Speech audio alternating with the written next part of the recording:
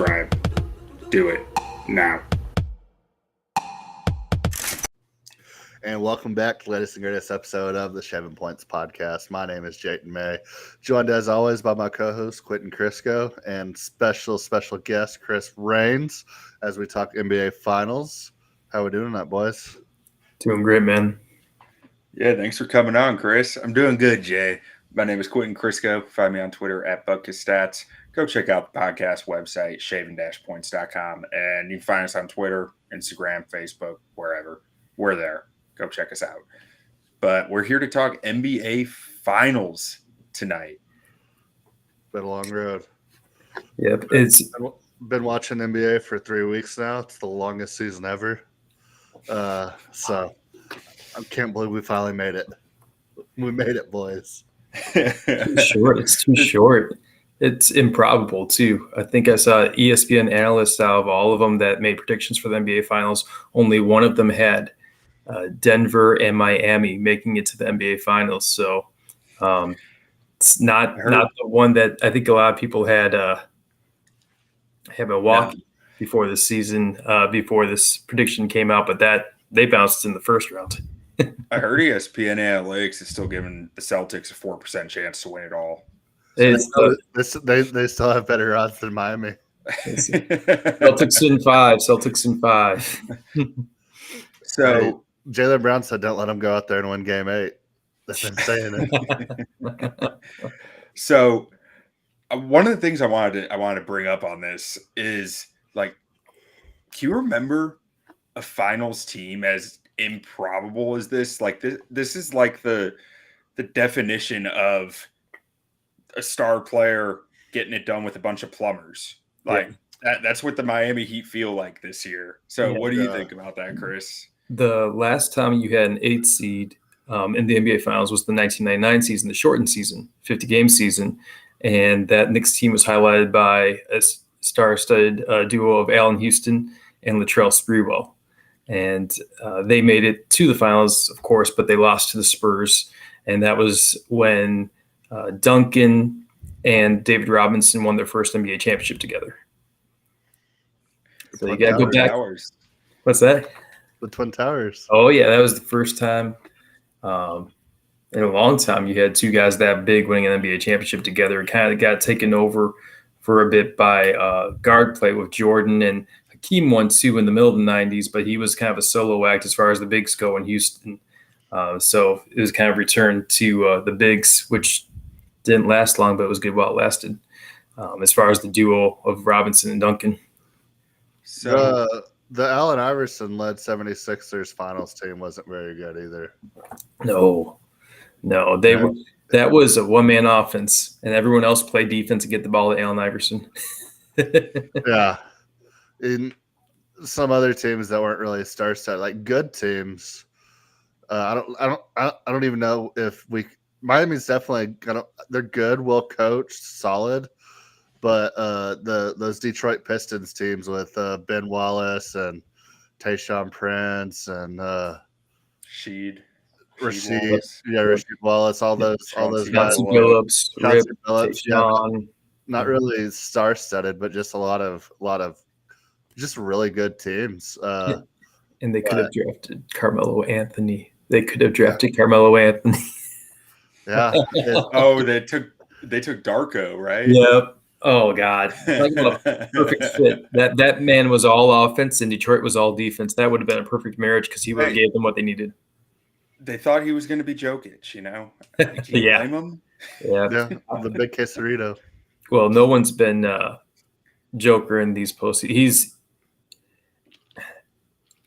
I won't say he should have been the regular season MVP, but he's shown right now he's hands down the best player in these playoffs. He's averaging 29.9 points a game, 13.3 rebounds per game, and 10.3 assists a game, shooting 53.8% from the field and 47.4% from three. I'll repeat that, 47.4% from three. And he's shooting 3.8 a game, so he's not just shooting like one a game and then he's done. He's in demigod mode right now. And so at 47%, like, do you think that that's going to come back down to earth? That can't be a sustainable number, right? Like, or do you think that that's just how locked in he is, and you think it's going to continue? Well, when you have other shooters around you and most of the threes you're taking are pretty wide open, he can keep taking four and making 50%, I would think. I mean, he's a half decent 3-point shooter throughout the season, but I mean, when you have Jamal Murray shooting lights out, it's like you're gonna leave open Jamal Murray, you're gonna let Jokic chunk up a three. More times than not, you'll let Jokic chunk up the three, because if you let him get in the lane, he's gonna immediately garner attention, probably two people on him. Then he's one of the best passers and facilitators of the basketball, to where he's gonna dish it out to a shooter. So you're most likely gonna give the open three to Jokic, because the odds are if he closes in, I mean, he's going to go up, get the foul, get the and one, or dish it out to a even better 3-point shooter than him. So I say he probably still gets the open look. So he'll probably keep burying him at this point. Yeah, the problem is that the other team's five is guarding him, and as a five, you're taught to help at the rim and to not give up uncontested layups and dunks. Logic says make him shoot from out there instead of give him a point blank 2 easy points. And that nature kind of comes into play when you got guys on the wings coming off picks or screens. They catch the ball, they sag just a little bit, and then before you know it, Joker is looking at a wide open three. It's tough for a big to stay disciplined, stay up there the whole time, and just stay on him. You really can't be playing good defense if you stay locked with him the whole time. You have to help as a five, but you're not always going to rotate perfectly, and he's going to get some open looks. It's pick your poison. You're done either way with Denver's offense. It's by far the best offense in the league this season, and it's by far the best side of the court for anybody. No one's has a defense that offsets their offense. They're just in a different level right now than everybody else. It reminds me of Dallas when they won the championship in 2011. It reminds me of the Spurs when they won in 2014. Like, it's just special. And I don't know how else to put it, but when you're seeing something that's unique and doesn't happen every season, and that's what my eyes are telling me right now.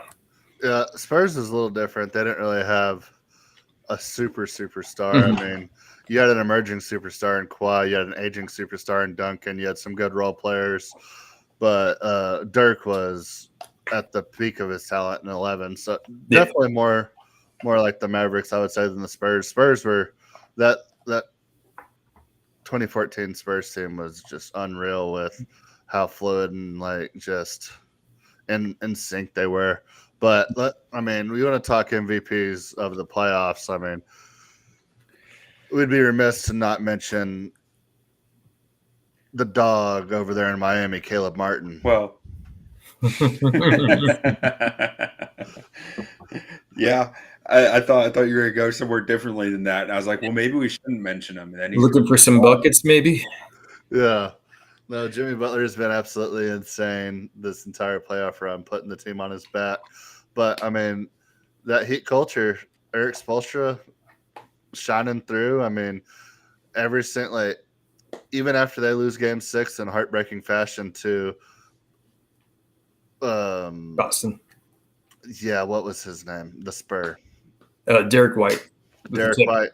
I'm counting that as a Spurs victory, by the way. So go Spurs, go. We had the Lonnie Walker victory. We had the Derek White victory. So Spurs showed up big time in these playoffs. You don't want wins. You got the number 1 overall pick. You keep those losses and you keep your number 1 pick. Yeah, and have Jimmy Butler walk into San Antonio. Yeah, with Pop and Victor Wembanyama. Yeah, but no, Jimmy Butler's been outrageous. But I mean, Spo after Game 6, I mean, he basically just said "Oh, we have another chance to compete now." It's like it'd be hard to get your guys up to go back to Boston for a Game 7 after you're having a 3-0 lead. You make a 10-point comeback in the last minute and a half at home to close out Game 6, only to lose in a heartbreaking fashion, and then to show up like they did in Game 7. Yeah, I know Jason Tatum rolls his ankle in the first play of the game, but I mean, the Celtics were the better team, and Miami just shut their lights out as soon as they had the opportunity to, and halfway through the third quarter, it was over. Yeah, when Derek White had that tip, it reminded me of the Ray Allen shot. And I remember We don't talk about that. we don't talk about Bruno. We don't talk about Ray Allen.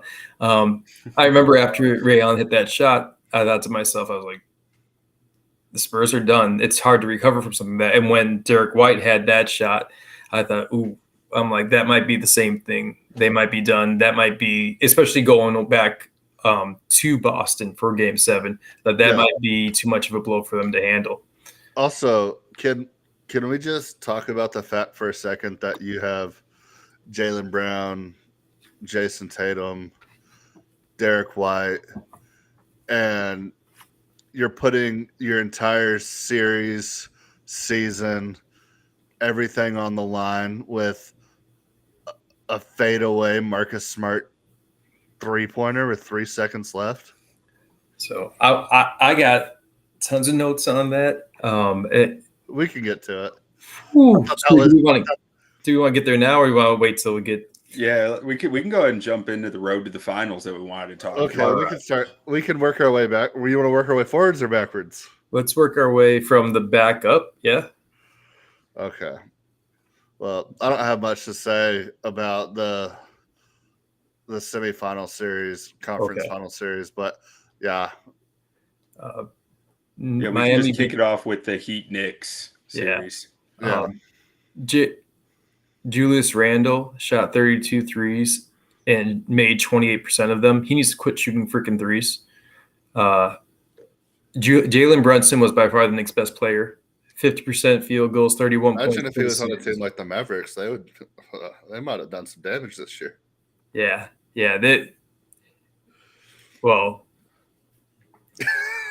They got Kyrie Irving, so they got their own issues, and they got to worry if they're going to bring him back. So, but yeah, Knicks.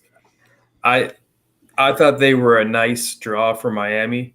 If you're going to face somebody in round 2, you'd be happy to play the Knicks because on the other side of the bracket you got Philly and Boston going at it. So I thought that Miami was handsomely rewarded for beating Milwaukee, who Giannis was. Well, they were the 1 seed. Yeah, but Giannis got injured, so they I thought Miami be rewarded for beating the 1 seed because then you become the de facto 1 seed, and the 1 seed should have the easiest road to the finals. I agree, but Giannis was injured throughout that series, so I felt like they've had a friendly path to get to the finals with Giannis being injured and getting the Knicks in round 2. And Boston self-imploding in the Eastern Conference Finals in games 3 particular and game 7. 1 and 2 they just shot like terribly, but yeah, Knicks they're not much. They're just a playoff team. They're not. Everyone knew they weren't going to be contending for an NBA championship, and then in that Boston Philly series you mentioned, so I mean, like you said, I mean, Miami got a bit more of a streamlined route from getting the Knicks series, but Boston and Philly, I mean, they just got to beat up on each other, and you knew whoever was coming out of that was coming out kind of a little battered from it. That's the way I see it. Doc Rivers fired and somehow going to fall ass backwards into one of the better jobs in coaching, and probably going to end up taking over the Suns head coaching job. I don't know how this dude keeps getting premier talent jobs. I mean, networking, amigo. Networking. You get the league. You underachieve year after year. You have the league MVP on your team, and you falter. And I mean, you have a chance to close the series out at home, game 6. Can't do it. Go back to Boston. Can't do it. And then it's like, oh, you want to coach Devin Booker and Kevin Durant? Come on down to Phoenix. Oh yeah. It's like, well, last time we talked, it was Boston up 3 or Philly up 3-2 over. We were on during game 5. Yeah. And that game ended while we were and so they were going to Philadelphia for game 6. In game 6, Embiid goes 9-19 for 26 points, 10 rebounds. Harden sucked, 4 of 16 shooting, 13 points. Tobias Harris sucked, 1 of 7 shooting for 2 points. Max sees the silver lining for this team. He went 9 of 20, 26 points. He's a future All-Star, in my opinion. He's the one thing they can look forward to. And then Philly loses game 6, and then at Boston, it was just horrible. Embiid went 5 of 18 for 15 points. Harden went 3 of 11 for 9 points. And Tatum set a new record for a game 7 with 51 points, who broke Seth Curry's just set record of 50 points record in game 7. It's tough. Harden sucked in game 6 and 7, and I'd love to bury him because I think he chokes all the time. But if I'm being fair and objective, Harden won them games 1 and 4. If you got the league MVP, you need to win 2 more games for your team. Barkley said something that Frank Johnson, when he was on the Phoenix Suns, Frank Johnson, his teammate, told him before game 7 against Seattle in 1993, we're going to win. You just got to have the best game of your life. And Barkley responded with 44 points and 24 rebounds in game 7 and got them to the finals. And Embiid needed a game, 2 games like that. He didn't have any. He did not leave his stamp. And as the league MVP, you need to have those games. So what does Philly do here? Do they just run it back? James Harden, everybody? What do you do at this point? So Harden's a free agent, and he says that he wants to play his style, which means he wants the ball more. He wants to do his thing. He took a pay cut to stay in Philly to try and win a championship. I don't think he's doing that. The rumor is they're saying that he's going back to Houston is what they're saying. I think in a way, if he leaves, it might be a blessing in disguise because that leaves Tyrese Maxey to expand and spread his wings. But then you obviously need to add some more scoring. And we talked about before we went live on the air, but it's hard to believe that Philadelphia once had at the time a promising Ben Simmons, who was an all-star at the time, Jimmy Butler, Tobias Harris, and Joel Embiid all on the same roster. I can't help but wonder if Kawhi Leonard's shot that hung on the rim for about a year doesn't go in, what happens to that Philadelphia team and if they're still intact right now. But the missed draft picks we talked about last time of Tatum and Brown, letting Butler go, it's going to haunt them for a long time. Their hope is that Maxey expands and they can find some free agents, but I think they're flirting with the idea of being in NBA purgatory of being too good to get a top draft pick, but not good enough to win an NBA championship. They're closer to an NBA championship than being right in the middle, but they're flirting with the idea of going back to the middle at this point, especially with Harden leaving and nothing coming back in return. So let's flip on over to the West Coast and let's take a look at that Denver Phoenix series. It was a top-heavy series for Phoenix. KD and Booker actually outscored Joker and Murray in the series, albeit by 1 point, 60.3 points per game for the series to 59.3. The difference was when you looked at everybody else on the team, when you get rid of the top 2 players on the team high scores, Denver outscored Phoenix by 10 points, 10.5 points, excuse me.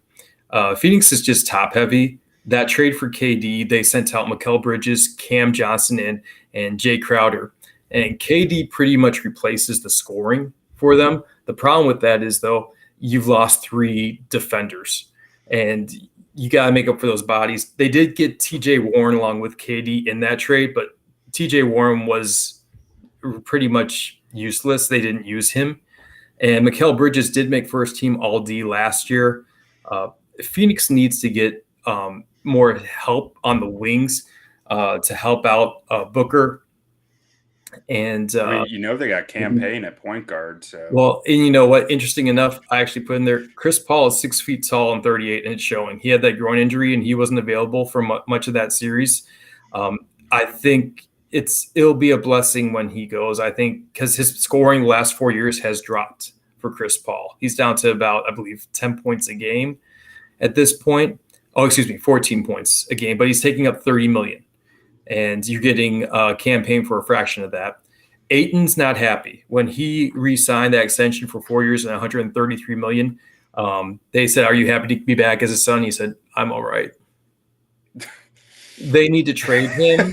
They need. I've never heard of someone just being all right with Been all right. I know. What do $103 you million. Living in Phoenix. like dude's acting like he's 30 points and 15 rebounds a game. Like, you should be more than all right. You're number 3. You're a number 1 pick. You're getting away from being a number 3 on the They team. probably paid him more than that at where was it, Arizona State? They probably paid him more than that. Yeah, Arizona. but Arizona. Excuse me. Phoenix did the right thing. They got the big star, and in the NBA, you get the big stars because the big stars typically win. The problem is they need to refill some of that talent they let walk out the door. They need to get some good free agents that better complement KD and Booker, especially with Chris Paul getting older. They need some guys that can play make and mix it up a little bit because KD wants to play perimeter and shoot. So does Booker. You need someone that's going to get in there and mix it up a bit more. And they need to get Aiden out because he's not a happy camper. Yeah. Now, how about the other two teams that we had in the West there squaring off, the Lakers and Golden State? Where do you see those two teams going from here? Well, I'll talk about the Warriors since they lost it. It's a horrible matchup for the Warriors. The Lakers are just too dang big for them. The Warriors couldn't score in the paint. They need another wing that constantly can get to the paint. Clay spots up for threes, and he doesn't do much off the dribble. He could never boogie on you. But now that he has his ACL injury, he really can't. And Draymond Green's not really a scoring threat. He never became the shooter that he should. That Jordan Poole contract is among the worst in the league. Yikes. 4 years, $128 million for a guy that averaged 8.3 points per game in the series against the Lakers. How much? 4 years, $128 million. He scored 8.3 points against the Lakers, 34.5% field goals, 25% from three. It's among the worst contracts that's been in the league lately. The only ones that come to mind that were probably about as bad are Ben Simmons and Russell Westbrook's. I mean, it is a brutal contract that can really hamstring them going forward. Did Jordan Poole's problems start when Draymond Green punched him in the face? Steve Kerr actually said that the team never recovered after that. So interesting enough that you bring that up. And then on top of that, what if Golden State offers Jordan Poole to Brooklyn for the guy you just mentioned? Ben Simmons. Your problem for my problem. You know what? You do it because you could put Ben Simmons at the point guard and you have Steph Curry play off the ball. And Ben Simmons is a big guard. Golden State's the perfect team for Ben Simmons because he doesn't like to shoot the ball, and it's like you don't have to shoot the ball. No, just do everything else. Yep, it's exactly what you do. And if they the Warriors looks like the walls are closing in. Iggy retired, and he's older anyways, and we all know that. But Bob Myers, their GM, quit today. Yeah. And he was there for 11 years, and they won 4 championships. Interesting enough, the Warriors were worth $450 million with an M in 2012. Now they're worth more than $7 billion with a B. So good job, Myers. You definitely did your job with those 4 championships and increasing it. But Steph's a one-man show, and they need help, and they need help in a lot of different ways. But I don't think there's any quick easy answer. You think Steph retires as the Golden State Warrior? I think he's or do you think he's there as long as Steve Kerr is there? I think that point of no return is past for him. Kind of like it got to with Kobe. Kobe was flirting with going to Chicago for a while. Then he got to a point where I remember they said it's a different league now. Steph can stay in the league for 10 more years as basically a Ray Allen type. I mean, oh man, I never even thought about that. His shelf life is like unlimited. Oh, yeah. It's just like a spot up 3-point shooter. Yeah, he plays 7 to 9 minutes a game. I mean, he just kind of hangs out, doesn't play defense. I mean, Ray Allen's last 6 years in the league. Oh yeah, I don't even think he attempted to play defense. Yeah, he was coming off the bench in Boston. That's why he got so upset and he left for Miami because he's like, I'm not, if you're gonna bench me, forget this, and that caused all the drama with him and KG. But yeah, it is a good point. I think I don't know why he'd leave. I think with 4 titles, I don't know. I'm not saying he's happy, but his legacy is already set. I think he might hurt his legacy more than help it by leaving because everyone looks at him as Golden State guy. I think it depends on how bad Golden State gets, though. If it gets to the point where the rebuild is just so brutal that there's no way, I don't think anyone would hold it against him. But I think right now he's going to hold out hope that they can put back together somehow, some way. How many rings as a spot up 5-minute a game 3-point shooter would it take for him to start being remembered as James Posey? The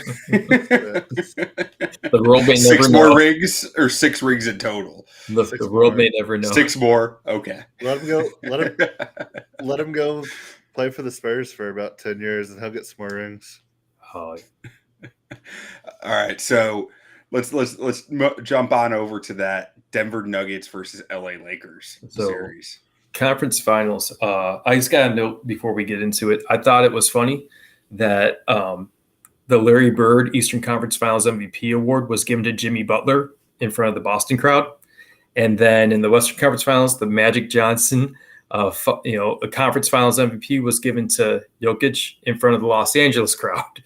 So thought that was a little bit of kind of cruel irony there. Denver swept LA, and I thought that Darvin Ham made a huge mistake. In game 1, Joker went nuts, and he had a hell of a game until they put Hachimura on him, and they put AD to kind of roam behind him. And Joker had a hard time in the fourth quarter, and everyone's talking about, oh, they might have found the answer. Then they start game 2 with AD on Joker. I'm like, why wouldn't you go to it right away? Why wouldn't you do it? Later in the series, Ham put LeBron on Joker for a bit. You don't put your 38-year-old that's undersized to guard the other team's 5. And you don't put AD on him either because he's better as a rim protector when he's off the ball. You save those 2 guys for offense. You let someone else do it. But it would have had to be Hachimura that stayed on him. I thought the formula for beating Joker was really set more so by Frank Vogel. Back in the bubble, they had Dwight Howard and JaVale McGee on him. It held him to 22 points in the bubble and only 7.2 rebounds. And it wore his body out because he had big physical guys that can push him and really give him resistance. Now, they didn't have the lineup for that, but that's part of why I didn't like the Lakers. The other thing it does is when they had those bigs to go against Joker, you put Davis at the 4 and you put LeBron at the 3, and they are now big. I mean, very big for their positions. It gives you a huge advantage. The KCP swing hurt the Lakers a lot. KCP was with the Lakers in the bubble, and he was the 3rd leading scorer for that championship team. He's now with Denver, and he's a better player now than he was then. That hurt them a ton. And LeBron can't go for 4 quarters anymore, and I can't really get on him for that. He's 38 for crying out loud, but he had 40 points in game 4. 31 of them came in the first half, 6 points in the third quarter.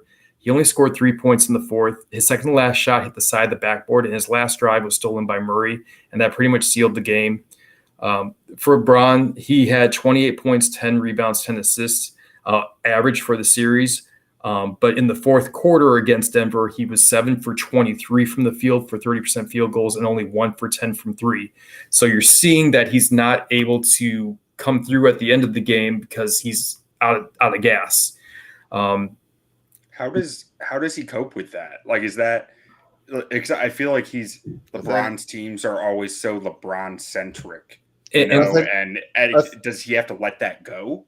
Yeah, so I think what happens is LeBron takes a year off. He enjoys Bronny going to USC. Bronny gets drafted by the Spurs. Victor Wembanyama, Bronny Jr., LeBron James, and I mean, just imagine like Greg Popovich with LeBron. Like they're already best buddies. I mean, they've had a love infatuation for each other with each other for like 30 years now. Just bring it all full circle. Victor Wembanyama at the center of it. Bring in Bronny Jr., bring in Chris Paul, bring in LeBron, and let's just get her done. Banana boat. Bring back Wade. Bring Chris Paul. Chris Paul needs a ring. Yeah, Chris Paul needs a ring. Like just pop like giving out rings like he's Santa Claus. Like you get a ring. You like bring in Carmelo. Tracy McGrady can come back one more time since he didn't get his in 2013. Let him try again. Oh, and people forget Tracy McGrady was on that 2013 team. AD, I thought in the series showed the problem. Bring an AD too. Yeah, well, you might not want to. He's good for half the series because he might have proven that he's the most inconsistent superstar the league has seen when it comes to scoring the ball.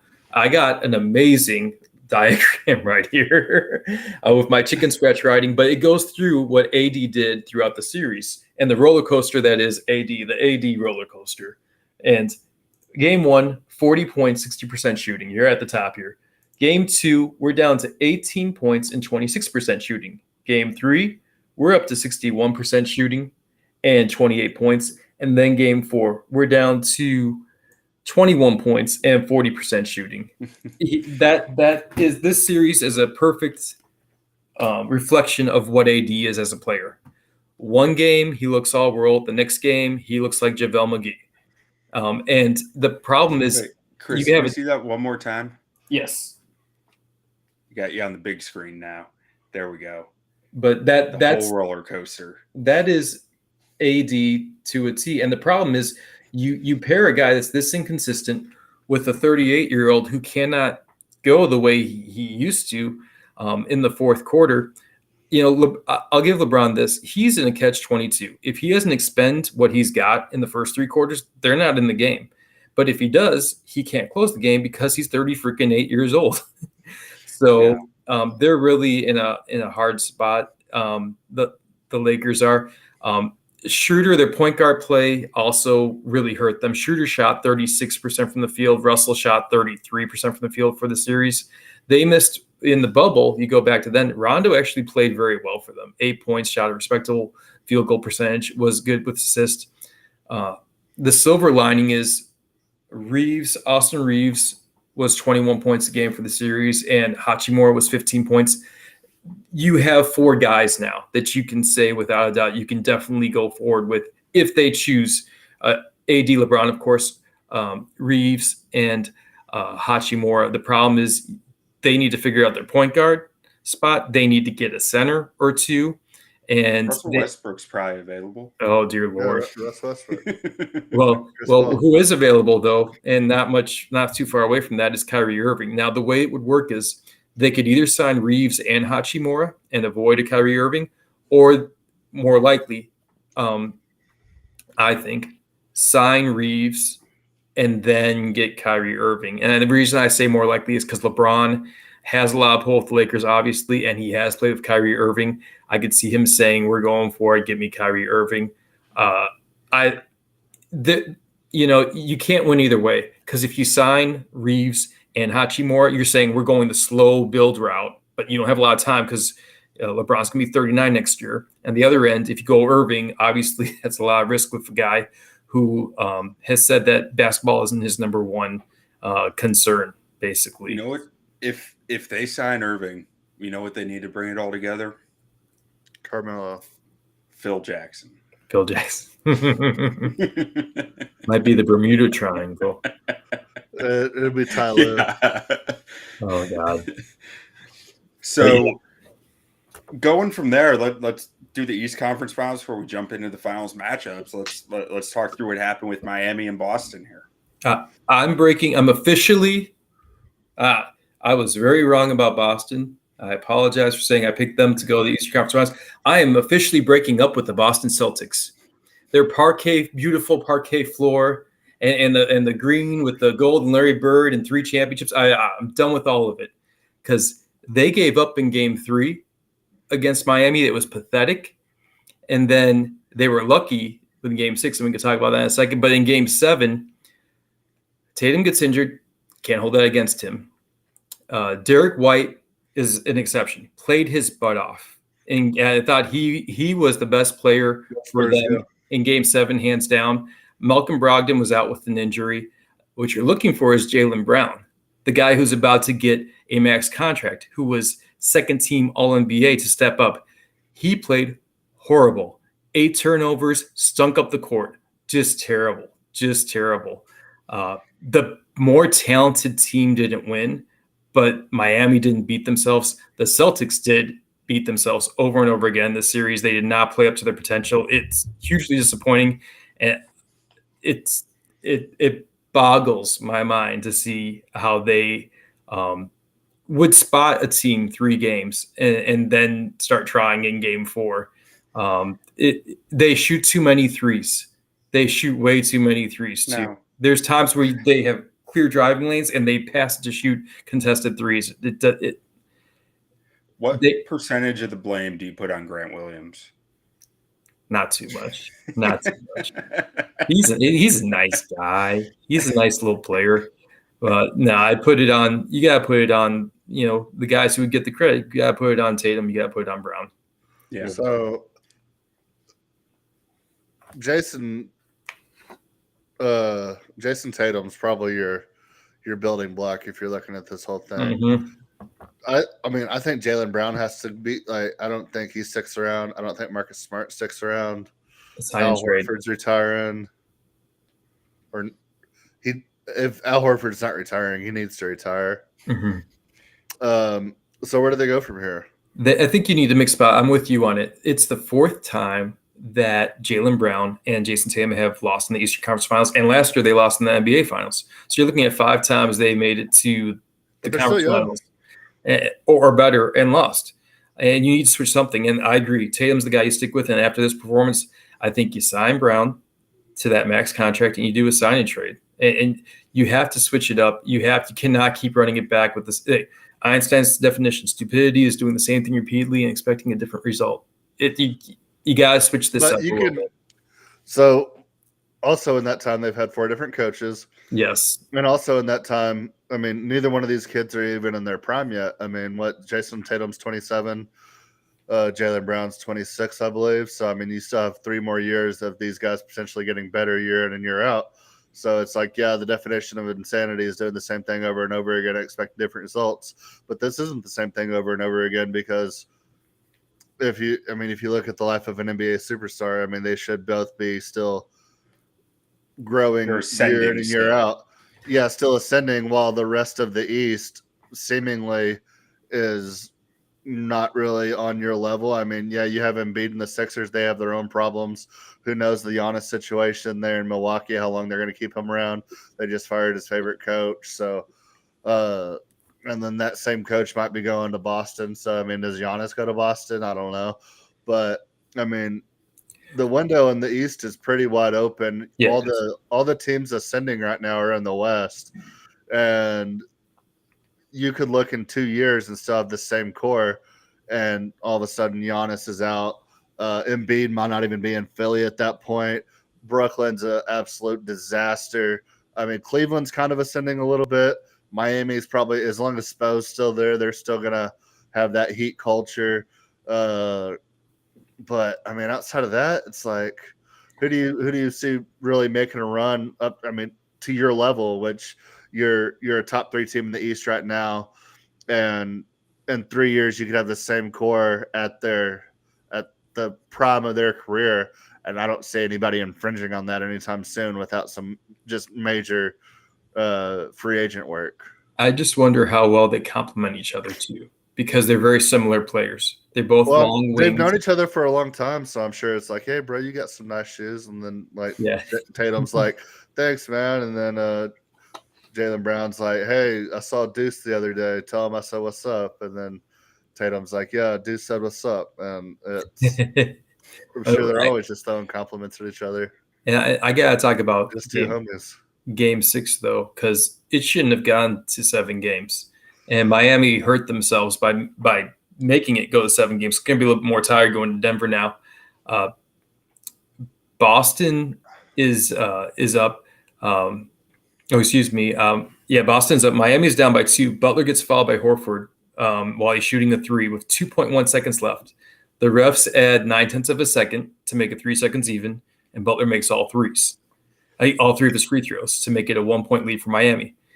Then with 3 seconds left, Strus leaves Derek White, he's guarding the inbounder, Derek White, to double team Tatum so he doesn't get the ball. The ball goes to Smart, shoots it, and White touches the ball with 0.3 of a second, releases it with 1/10 of a second left, because I played in quarter speed over and over again. And he made it I thought that Spoelstra made a cardinal rule coaching error. You never leave the inbounder unguarded. Kentucky versus Duke 92 taught us that when Patino left Grant Hill unguarded and he made that full court length pass to Leitner for the catch and shoot. If the other team can't make the pass inbounds or if it gets deflected, it's game over. So you take away the first thing they have to do or make it tougher immediately. And it's not just because he made the tip. It's because the most dangerous player on the court is the inbounder. If 3 seconds, it's not too far-fetched because the clock doesn't start until the ball's touched by someone's hands. Someone passes the ball, he passes the ball in, and they pass it right back to him. He can get a shot. Especially a guy like Derek White who can shoot the three at a high level. And it left him open and uncontested. No one could block him out because his man was out on Tatum.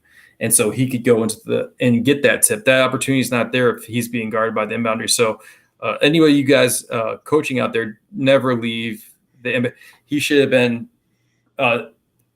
cornered off towards the hoop so that the passes are influenced up top. But we're also talking about top 5 best coaches in NBA history at this point, so kind of got to pump the brakes there on the little Spo hate. Spoelstra, I don't know if he's top 5. I'm not saying he's not. I'm saying it's a tough. Well, you're not putting him in front of Red Auerbach. You're not putting him in front of Phil Jackson. You're not putting him ahead of Greg Popovich. So right now we're left with 2 spots. Yeah. I'm not saying he's not in, but I'm not saying he's definitely in either. I'm saying that's a tight window to try and get in. This is the second time he's got a Miami team led by Jimmy Butler and bums to the finals. I mean, he won with Dwayne Wade and a lackluster Shaq.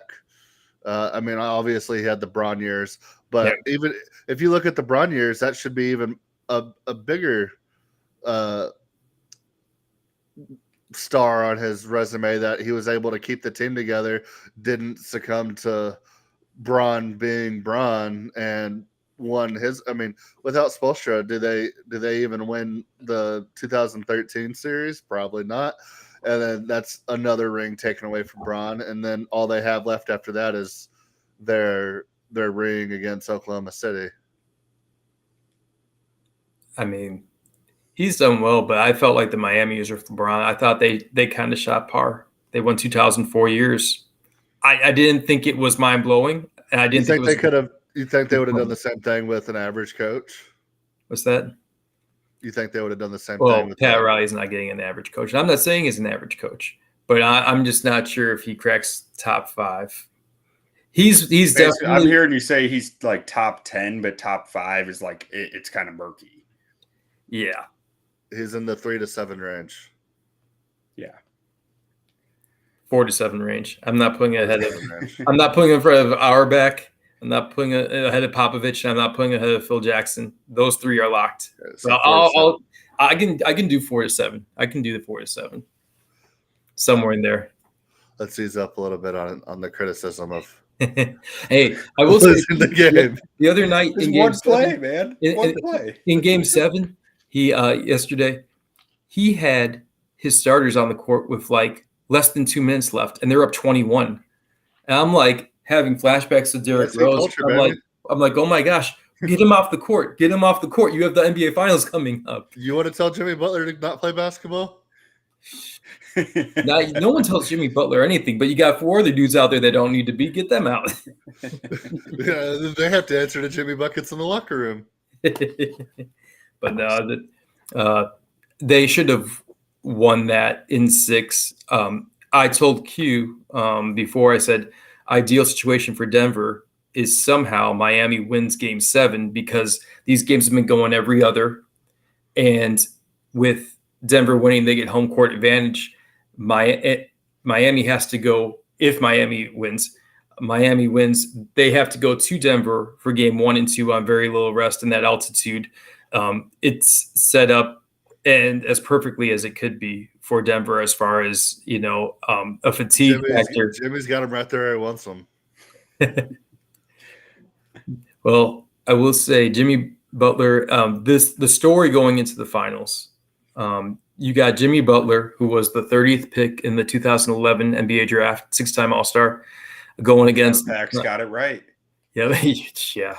We held on to him for dear life too. Nikola Jokic was the 44th pick. Interesting. The Taco Bell commercial was showing why I was being drafted. It was like a split screen. Yeah, the Quesarito. That was when the Quesarito was announced. And he's a 5-time All-Star and 2-time MVP. And one of them is going to have an NBA championship to their resume now. So I'm happy in the sense that we're going to see someone break through for the first time. It's not like a Super Bowl when you saw Tom Brady win 4, 5, 6. You're going to see someone break through and win their first championship. So it's a cool finals in that regard. We're going to see somebody grab that brass ring. Yeah, so obviously I wouldn't say that this Miami team has staying power. They would have to make some major overhauls, but do you think this Denver team has staying power with what we saw this year from, let's say, like the Sacramento Kings, the Memphis Grizzlies? You don't know what's going to happen there in Arizona with Phoenix.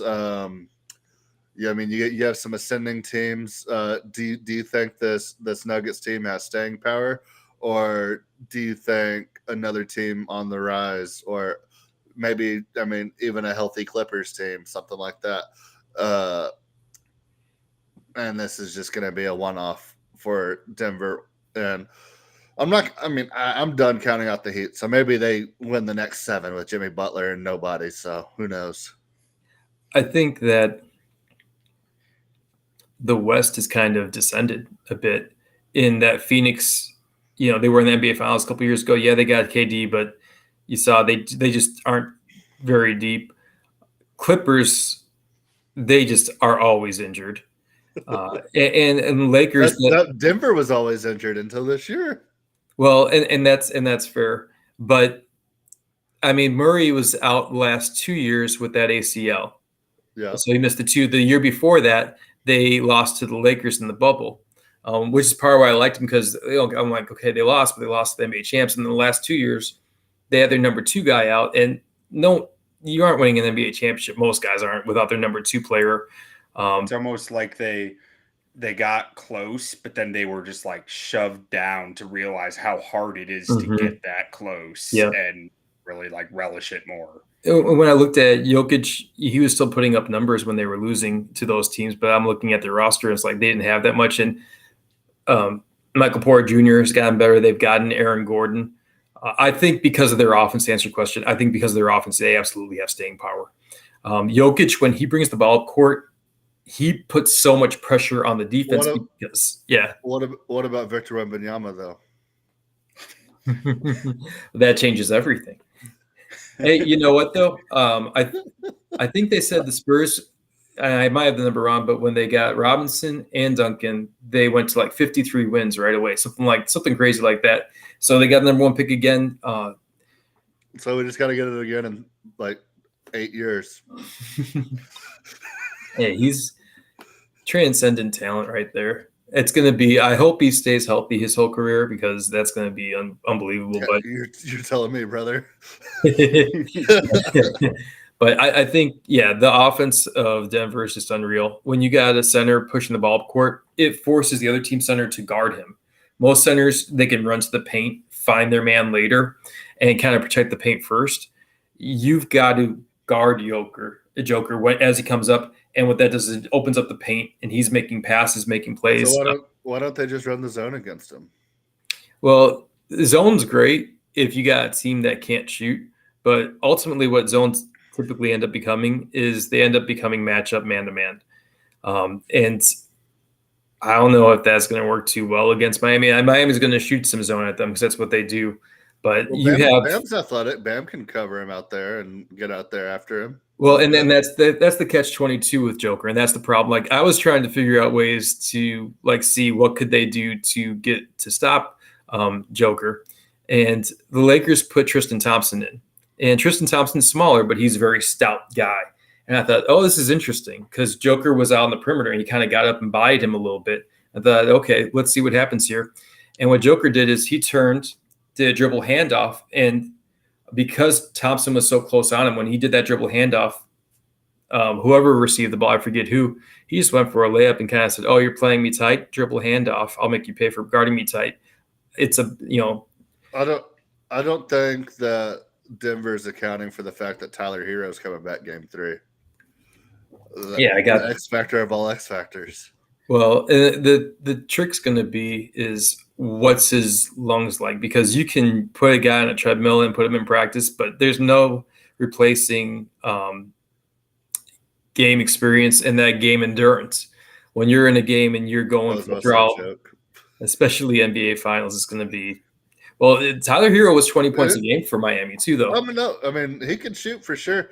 So, what if they just bully Joker down low with Bam on the offensive side and say, like, we're going to make you bang down low all night and just feed Bam and give him 15 shot attempts in the paint with Joker out there on him? You don't think that's going to affect him at all, or you think Joker's just going to let him get the 15 points? Well, he's got to try and get his. He's got to try and get his, and it's not a bad move to try and get him in foul trouble at all. But Miami is a collection offensively. They got 6 guys that are 10 points per game or better in these playoffs, so they're going to spread it out around a lot. I'm just saying to go after Joker like early and often. Well, I think the way to attack Joker is the way that the Lakers did. LeBron did a lot. You put him in pick and roll, and you have to attack him at the rim because he is not the most fleet of foot man. That is the one big weakness of Denver's defense. Is Joker is just he does his best and he does great with positioning, but a lot of times he will just sit back at the rim and give you kind of a gap between where the pick was set and where he's at, where you can just shoot the ball. And he's more than happy to let you try and shoot it from 12, 15, 17 feet out if it means, as opposed to getting up on that ball screen and risking giving up rim. So you have to put him in a steady dose of pick and roll over and over and over again. I think that's one big thing. And the other thing that the Denver Nuggets showed against the Lakers is they will not put teams away and just run away from them all the time. They should have put the Lakers away by a lot in game 1. And that game came down to the very end. Their defense is not – their offense is elite. Their defense is average at best. And that is a huge weakness for them.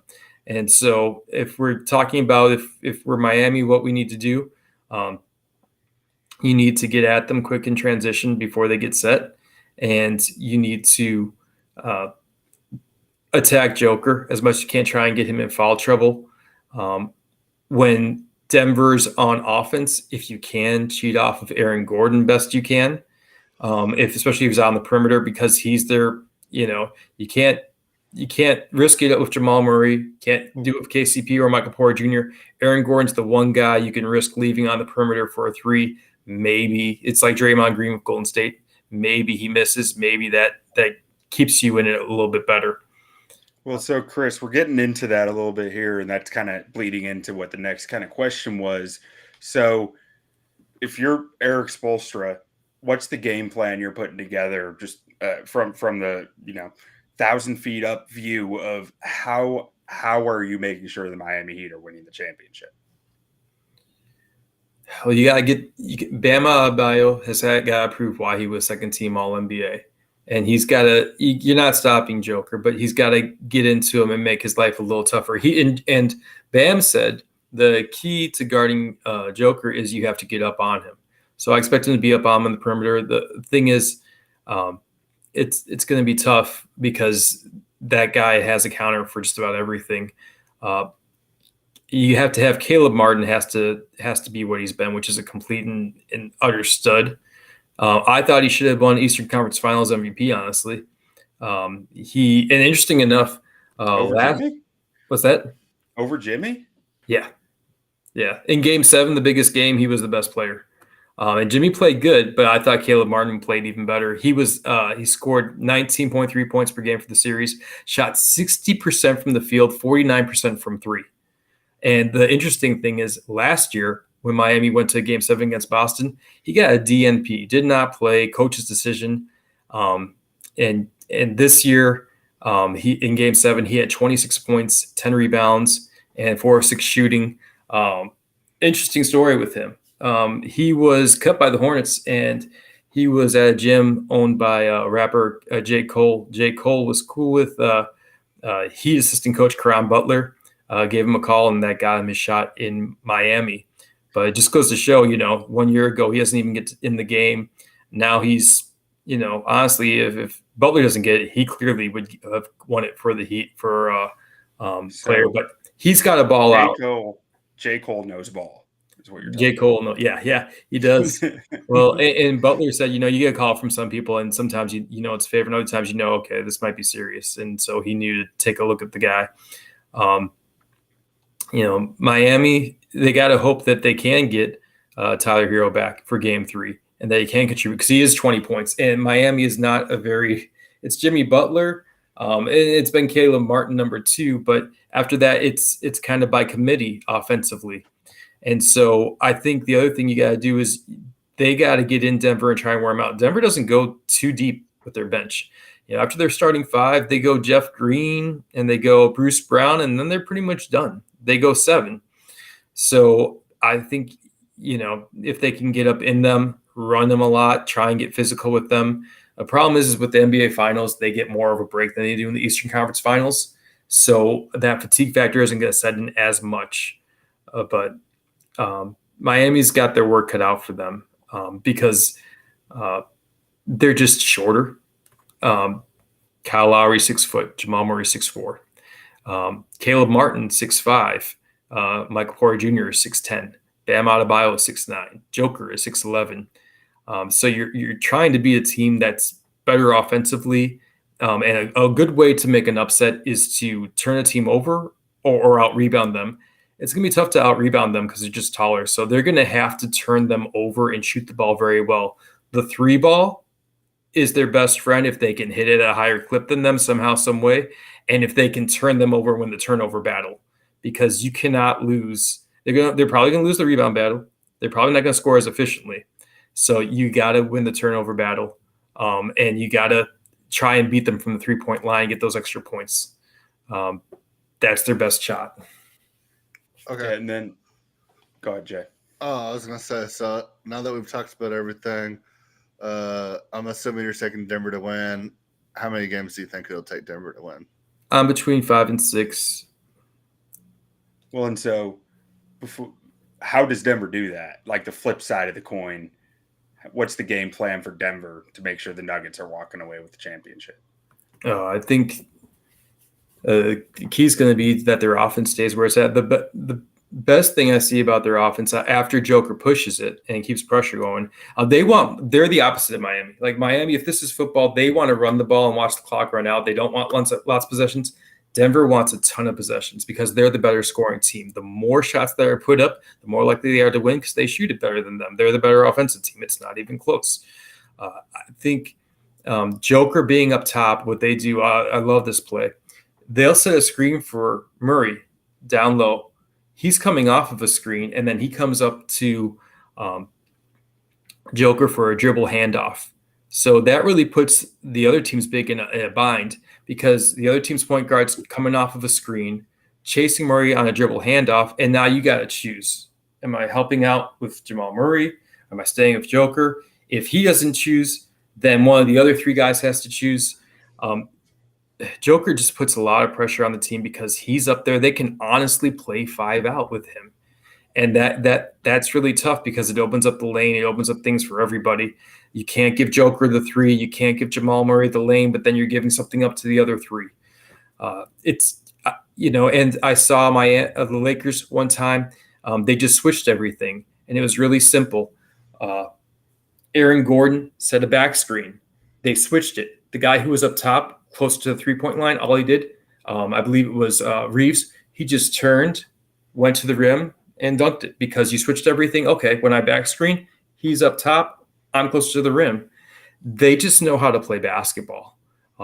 Joker said against, I believe it was game 3 against the Lakers, he told Mike Malone, let me and Murray go 2-man game, one side, right side.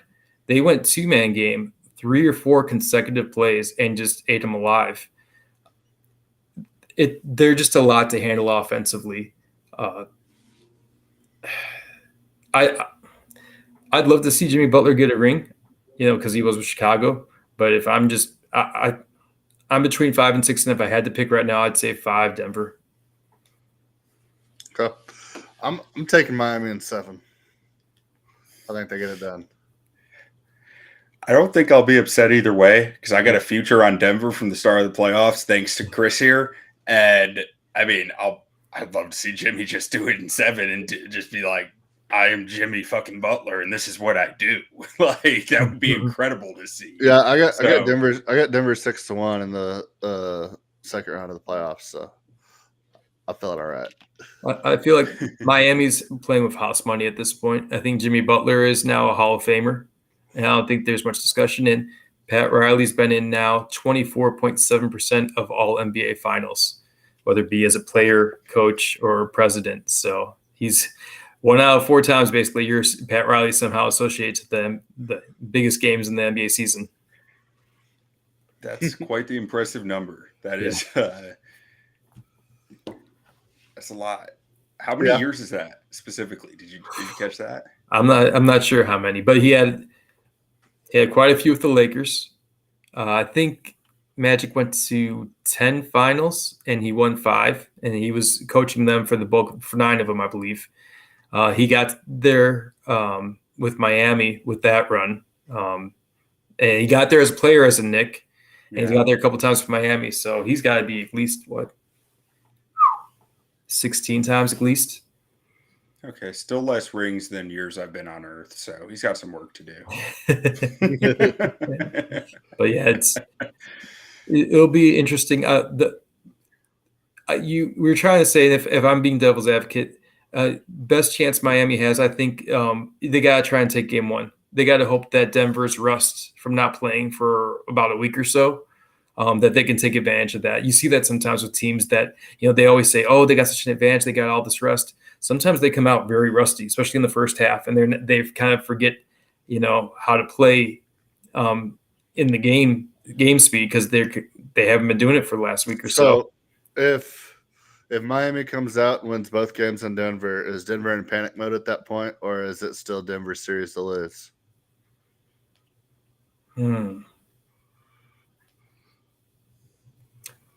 I wouldn't say they're in panic mode, but they're definitely concerned because you lost both games on your home court, and they say a series doesn't start until someone loses at their home court, and you're favored and you're more rested. On a 1 to 10, you're definitely at an 8 at that point.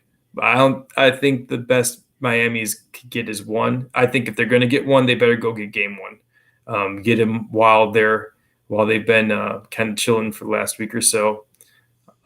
Try and catch them by surprise, especially first half. If they can get an advantage in the first half of game 1, that would be huge. But now I feel like I see this common, but maybe it's just like, a mind trick.